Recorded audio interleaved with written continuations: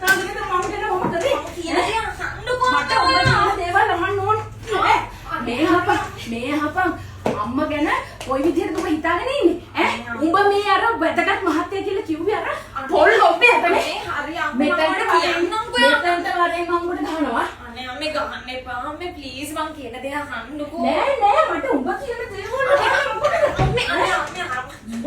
උඹ මාව ගොනාට අන්දලා අර පැටිය කියලා අරුන්ට ගියා කොටේ කියලා මට කිව්වනේ එතකොට කියන්නකෝ සිංහල කොටේ එනවා ප්ලීස් අම්මේ මම ප්ලීස් අම්මේ